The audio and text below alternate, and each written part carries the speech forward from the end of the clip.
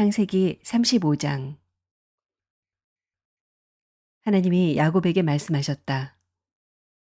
어서 베델로 올라가 거기에서 살아라. 내가 너의 형 에서 앞에서 피해 도망칠 때 너에게 나타난 그 하나님께 제단을 쌓아서 바쳐라. 야곱은 자기의 가족과 자기가 거느리고 있는 모든 사람에게 명령하였다. 너희가 가지고 있는 이방 신상들을 다 버려라. 몸을 깨끗이 씻고 옷을 갈아입어라. 이제 우리는 이곳을 떠나서 베델로 올라간다. 내가 가는 길 어디에서나 나와 함께 다니면서 보살펴 주신 그 하나님께 제단을 쌓아서 바치고자 한다. 그들은 자기들이 가지고 있는 모든 이방 신상과 귀에 걸고 있는 귀고리를 야곱에게 가져왔다. 야곱은 그것들을 세겜 근처 상수리 나무 밑에 묻었다. 그런 다음에 그들은 길을 떠났다. 하나님이 사방에 있는 모든 성읍 사람을 두려워 떨게 하셨으므로 아무도 야곱의 아들들을 추격하지 못하였다. 야곱과 그가 거느린 모든 사람이 가나안 땅 루스 곧 베델에 이르렀다. 야곱이 거기에서 제단을 쌓은 뒤에 그가 형을 피해서 떠날 때 베델에서 하나님이 나타나신 것을 생각하고 그곳 이름을 엘베델이라고 하였다. 리브가의 유모 드보라가 죽어서 베델 아래쪽 상수리 나무 밑에 묻히니 사람들이 그 나무 이름을 알론 바굿이라고 하였다. 야곱이 밧단 아람에서 돌아온 뒤에 하나님이 그에게 다시 나타나셔서 복을 주셨다. 하나님이 그에게 말씀하셨다. 너의 이름이 야곱이었지만 이제부터 너의 이름은 야곱이 아니라 이스라엘이다. 하나님이 그의 이름을 이스라엘이라고 하셨다. 하나님이 그에게 말씀하셨다. 나는 전능한 하나님이다. 너는 생육하고 번성할 것이다. 한 민족과 많은 갈래의 민족이 너에게서 나오고 너의 자손에게서 왕들이 나올 것이다. 내가 아브라함과 이삭에게 준 땅을 너에게 주고 그 땅을 내가 너의 자손에게도 주겠다. 그런 다음에 하나님은 야곱과 말씀하시던 곳을 떠나서 올라가셨다. 야곱은 하나님이 자기와 말씀을 나누시던 곳에 기둥, 곧 돌기둥을 세우고 그 위에 부어드리는 제물을 붓고 그 위에 기름을 부었다. 야곱은 하나님이 자기와 말씀을 나누시던 곳의 이름을 베델이라고 하였다. 그들이 베델을 떠나 에브라스에 아직 채 이르기 전에 라헬이 몸을 풀게 되었는데 고통이 너무 심하였다. 아이를 낳느라고 산고에 시달리는데 산파가 라헬에게 말하였다. 두려워하지 마셔요. 또 아들을 낳으셨어요. 그러나 산모는 숨을 거두고 있었다. 산모는 마지막 숨을 거두면서 자기가 낳은 아들의 이름을 베논이라고 하였다. 그러나 그 아이의 아버지는 아들의 이름을 베냐민이라고 하였다. 라헬이 죽으니 사람들은 그를 에브랏 곧 베들레헴으로 가는 길가에다가 묻었다. 야곱이 라헬의 무덤 앞에 비석을 세웠는데 오늘날까지도 이 묘비가 라헬의 무덤을 가리키고 있다. 이스라엘이 다시 길을 떠나서 에델망대 건너편에 자리를 잡고 장막을 쳤다. 이스라엘이 바로 그 지역에서 머물 때 르우벤이 아버지의 첩 비라를 범하였는데 이스라엘에게 이 소식이 들어갔다. 레아에게서 얻은 아들은 야곱의 맏아들 르우벤과 시므온과 레이와 유다와 이사갈과 스불론이다. 라헬에게서 얻은 아들은 요셉과 베냐민이다. 라헬의 몸종 비라에게서 얻은 아들은 단과 납달리이다. 레아의 몸종 실바에게서 얻은 아들은 갓과 아셀이다.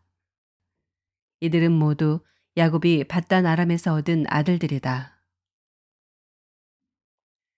야곱이 기럇 아르바 근처 마므레로 가서 자기 아버지 이삭에게 이르렀다. 기럇 아르바는 아브라함과 이삭이 살던 헤브론이다. 이삭의 나이는 180살이었다. 이삭은 늙고 나이가 들어서 목숨이 다하자 죽어서 조상들 곁으로 갔다. 아들 에서와 야곱이 그를 안장하였다.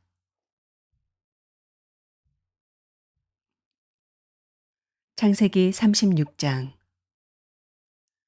에서 곧 에돔의 족보는 다음과 같다. 에서는 가나안 여인 세 사람을 아내로 맞아들였다. 아다는 햇사람 엘론의 딸이다.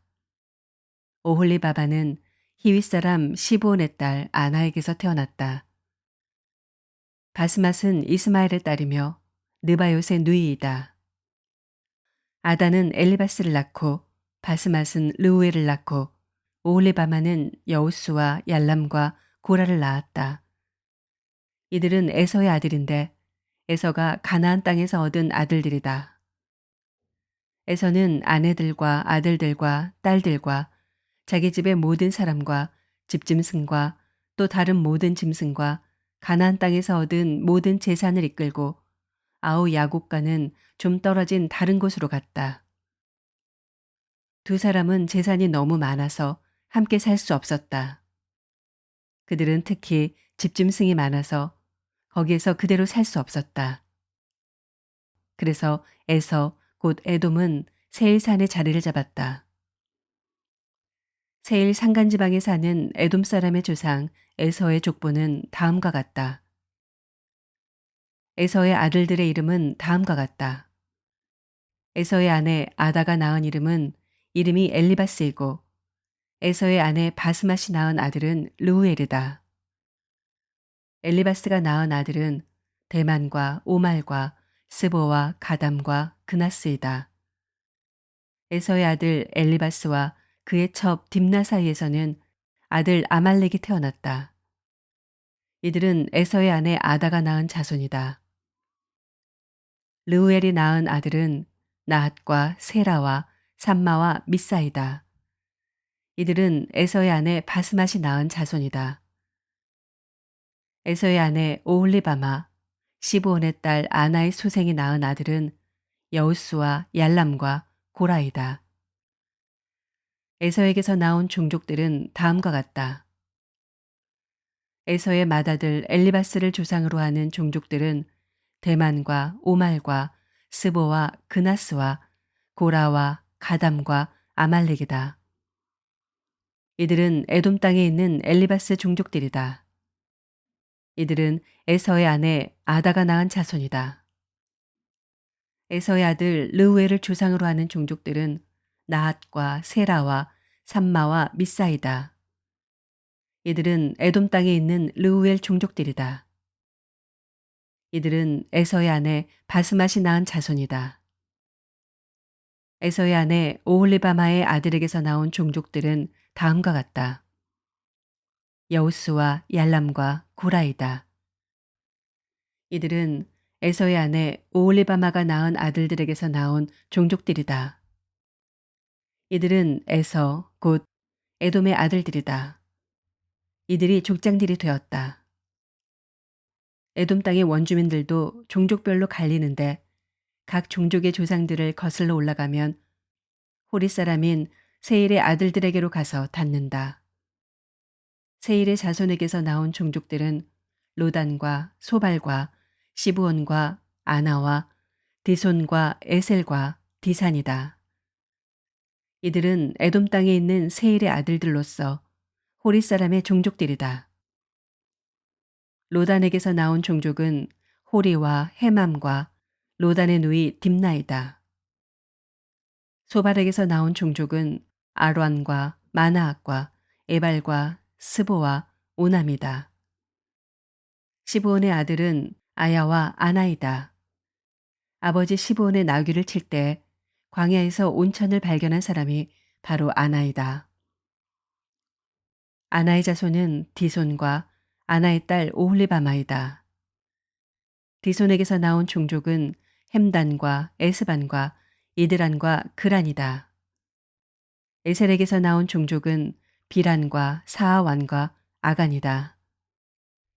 디산에게서 나온 종족은 우스와 아란이다. 호리 종족의 조상들은 로단과 소발과 시브온과 아나와 디손과 에셀과 디산이다. 이들은 그 갈래를 따라 분류하면 세일 땅에 사는 호리 종족의 조상들이다. 이스라엘의 왕이 아직 없을 때 다음과 같은 왕들이 차례로 에돔 땅을 다스렸다. 부올의 아들 벨라가 에돔의 왕이 되었다. 그의 도성의 이름은 디나바이다. 벨라가 죽으니 보스라 사람 세라의 아들 요밥이 그의 뒤를 이어서 왕이 되었다. 요밥이 죽으니 대만 사람의 땅에서 온 후삼이 그의 뒤를 이어서 왕이 되었다.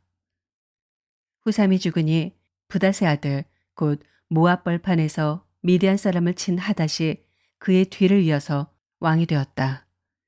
그의 도성의 이름은 아윗이다. 하닷이 죽으니 마스레가 출신 삼나가 그의 뒤를 이어서 왕이 되었다. 삼나가 죽으니 유프라테스 강가에 살던 르호봇 사람 사울이 그의 뒤를 이어서 왕이 되었다.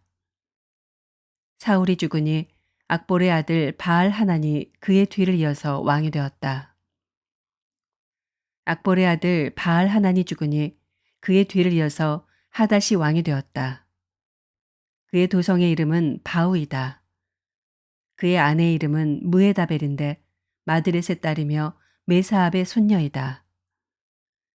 에서에게서 나온 종족들을 가문과 거주지에 따라서 나누면 각각 다음과 같다. 그 이름은 딥나와 아라와 여댓과 오올리바마와 엘라와 비논과 그나스와 대만과 밉살과 막디엘과 이람이다. 이들이 에돔의 종족들이다. 종족들의 이름이 각 종족들이 살던 거주지의 이름이 되었다. 에돔 사람의 조상은 에서이다.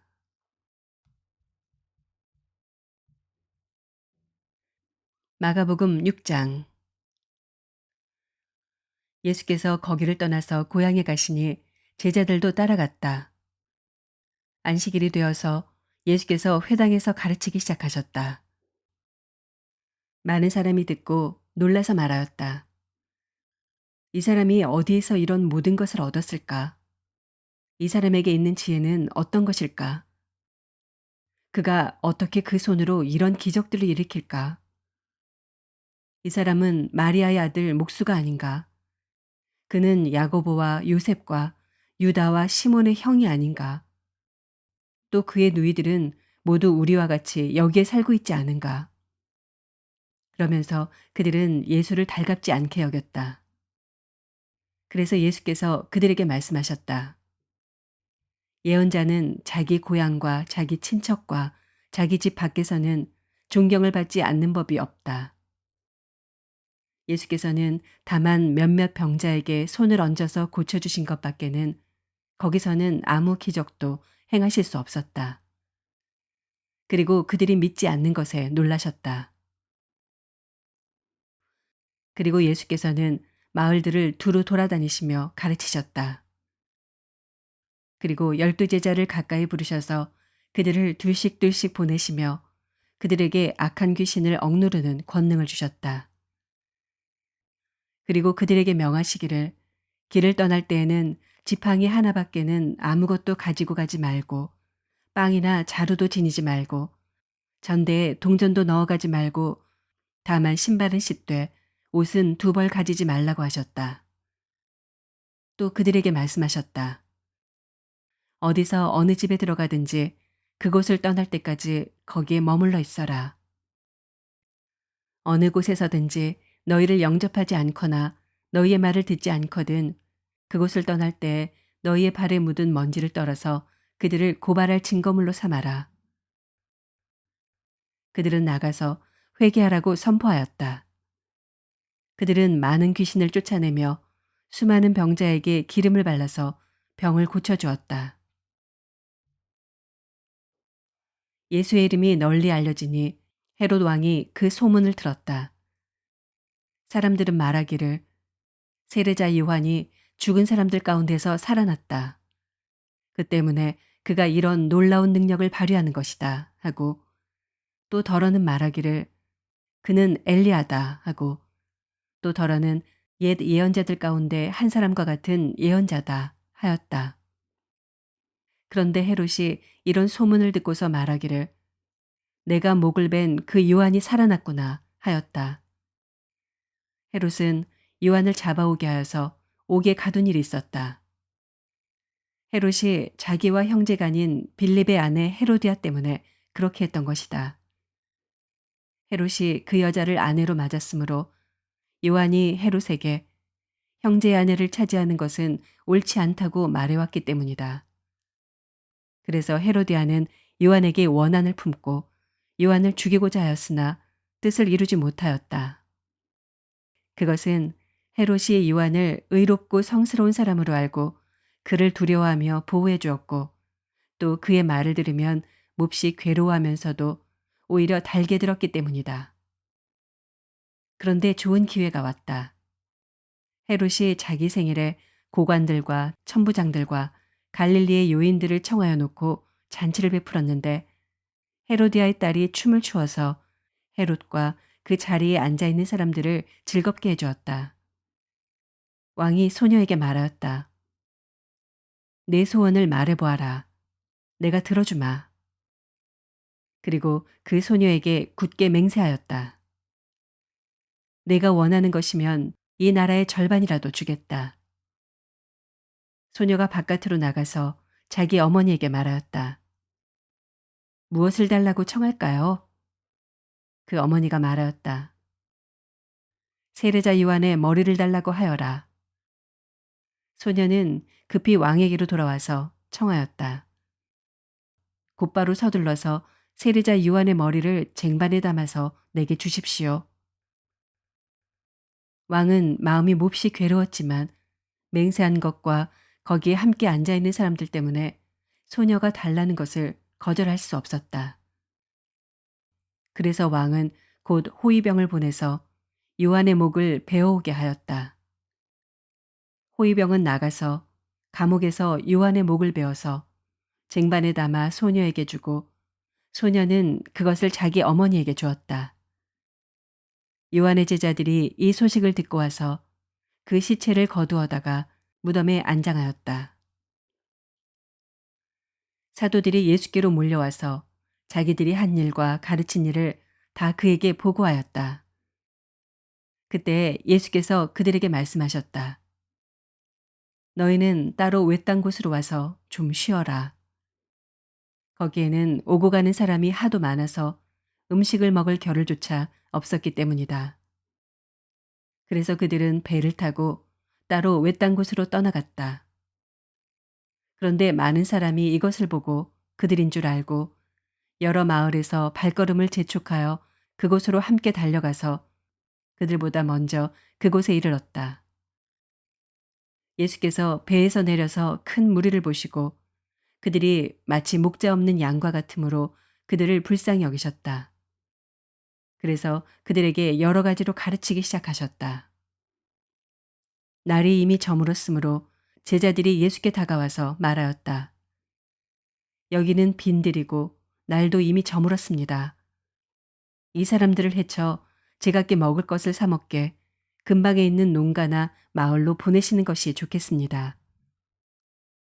예수께서 그들에게 말씀하셨다. 너희가 그들에게 먹을 것을 주어라. 제자들이 그에게 말하였다. 그러면 우리가 가서 빵 200데나리온 어치를 사다가 그들에게 먹이라는 말씀입니까? 예수께서 그들에게 말씀하셨다. 너희에게 빵이 얼마나 있느냐? 가서 알아보아라. 그들이 알아보고 말하였다. 빵 5개와 물고기 2마리가 있습니다. 예수께서는 제자들에게 명하여 모두들 떼를 지어 푸른 풀밭에 앉게 하셨다. 그들은 100명씩 또는 50명씩 떼를 지어 앉았다. 예수께서 빵 5개와 물고기 2마리를 들어서 하늘을 쳐다보고 축복하신 다음에 빵을 떼어서 제자들에게 주시고 사람들에게 나누어 주게 하셨다. 그리고 그 물고기 2마리도 모든 사람에게 나누어 주셨다. 그들은 모두 배불리 먹었다. 빵 부스러기와 물고기 남은 것을 주워 모으니 12강주리에 가득 찼다. 빵을 먹은 사람은 남자 어른만도 5천 명이었다. 예수께서는 곧 제자들을 재촉하여 배를 태워 자기보다 먼저 건너편 벳세다로 가게 하시고 그동안에 무리를 헤쳐 보내셨다. 그들과 헤어지신 뒤에 예수께서는 기도하시려고 산에 올라가셨다. 날이 저물었을 때 제자들이 탄 배는 바다 한가운데 있었고 예수께서는 홀로 무태 계셨다. 그런데 예수께서는 그들이 노를 젓느라고 몹시 애쓰는 것을 보셨다. 바람이 거슬러서 불어왔기 때문이다. 이른 새벽에 예수께서 바다 위를 걸어서 그들에게로 가시다가 그들을 지나쳐 가려고 하셨다. 제자들은 예수께서 바다 위로 걸어오시는 것을 보고 유령으로 생각하고 소리쳤다. 그를 보고 모두 놀랐기 때문이다. 그러나 예수께서 곧 그들에게 말씀하셨다. 안심하여라. 나다. 두려워하지 말아라. 그리고 예수께서 그들이 탄 배에 오르시니 바람이 그쳤다. 그래서 제자들은 몹시 놀랐다. 그들은 빵을 먹이신 기적을 깨닫지 못하고 마음이 무뎌져 있었다. 그들은 바다를 건너가서 게네사렛 땅에 이르러 닻을 내렸다. 그들이 배에서 내리니 사람들이 곧 예수를 알아보고 그 온 지방을 뛰어다니면서 예수가 어디에 계시든지 병자들을 침상에 눕혀서 그곳으로 데리고 오기 시작하였다. 예수께서 마을이든 도시이든 농촌이든 어디에 들어가시든지 사람들이 병자들을 장터거리에 데려다 놓고 예수께 그 옷술만이라도 손을 대게 해달라고 간청하였다. 그리고 손을 댄 사람은 모두 병이 나았다.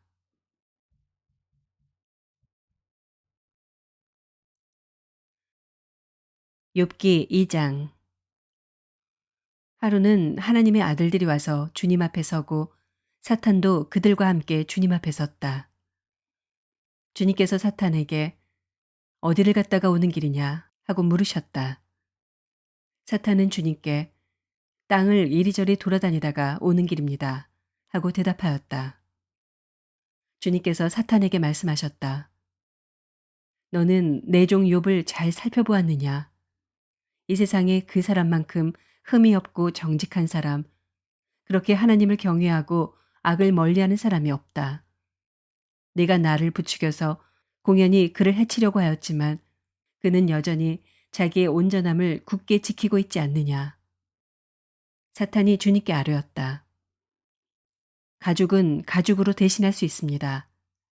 사람은 자기 생명을 지키는 일이면 자기가 가진 모든 것을 버립니다. 이제라도 주님께서 손을 들어서 그의 뼈와 살을 치시면 그는 당장 주님 앞에서 주님을 저주하고 말 것입니다. 주님께서 사탄에게 말씀하셨다. 그렇다면 그를 너에게 맡겨보겠다. 그러나 그의 생명만은 건드리지 말아라. 사탄은 주님 앞에서 물러나 곧 욥을 쳐서 발바닥에서부터 정수리에까지 악성 종기가 나서 고생하게 하였다. 그래서 욥은 잿더미에 앉아서 옹기 조각을 가지고 자기 몸을 긁고 있었다. 그러자 아내가 그에게 말하였다. 이래도 당신은 여전히 신실함을 지킬 겁니까? 차라리 하나님을 저주하고서 죽는 것이 낫겠습니다. 그러나 욥은 그에게 이렇게 대답하였다. 당신까지도 어리석은 여자들처럼 말하는구려. 우리가 누리는 복도 하나님께로부터 받았는데 어찌 재앙이라고 해서 못 받는다 하겠소. 이렇게 하여 욥은 이 모든 어려움을 당하고서도 말로 죄를 짓지 않았다. 그때 욥의 친구 세 사람, 곧 대만 사람 엘리바스와 수아 사람 빌닷과 나아마 사람 소발은 욥이 이 모든 재앙을 만나서 고생한다는 소식을 듣고 욥을 달래고 위로하려고 저마다 집을 떠나서 욥에게로 왔다. 그들이 멀리서 욥을 보았으나 그가 욥인 줄 알지 못하였다. 그들은 한참 뒤에야 그가 바로 욥인 줄을 알고 슬픔을 못 이겨 소리내어 울면서 겉옷을 찢고 또 공중에 티끌을 날려서 머리에 뒤집어 썼다. 그들은 밤낮 이래 동안을 욥과 함께 땅바닥에 앉아 있으면서도 욥이 겪는 고통이 너무도 처참하여 입을 열어 한마디 말도 할 수 없었다.